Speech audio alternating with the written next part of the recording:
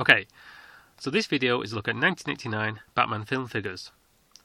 I've often read that the pictures of figures pictured on card backs are usually prototypes and don't look much like the product being sold on the other side of the card.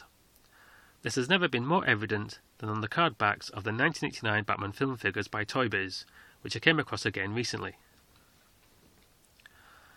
So this is the picture of the Bob the Goon figure on his card back.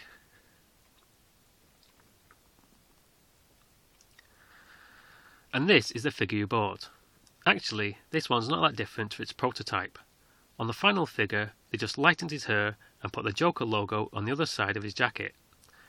But as this is the only Bob the Goon figure Toy Biz had made, they had to create the prototype from scratch and couldn't use an existing mould to base it on. I don't think the same can be said for the Joker figure. So this is the picture on his card back, which to me looks a lot like the Kenner Superpowers Joker figure. They just gave him a haircut, removed the tails off his jacket and switched the colours around on his shirt and waistcoat.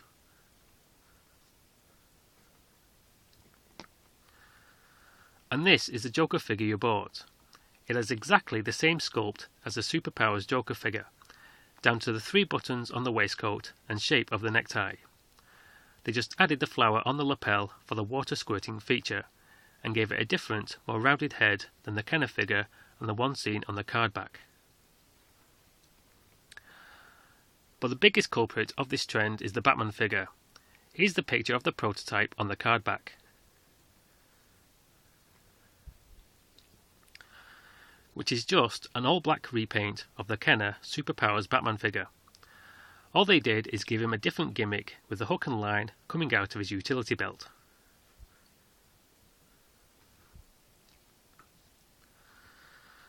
And this is the figure which came in the bubble on the front, which looks nothing like the picture. It has a completely different head and body sculpt. It's also bigger than the Kenner Batman figure the prototype is clearly based on, but they didn't alter the size of the cape, which leaves him with a cape which is far too small for him.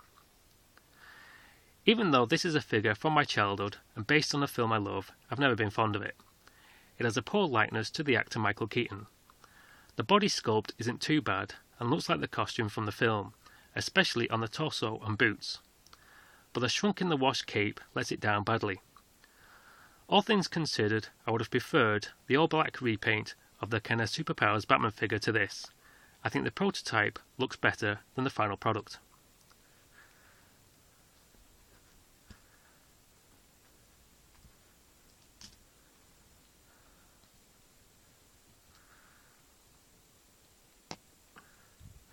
It's ironic that Toy Biz used Kenner Superpowers figures as their prototypes for the 1989 Batman film figures, as Kenner had a stab at them too in 1997 with better results.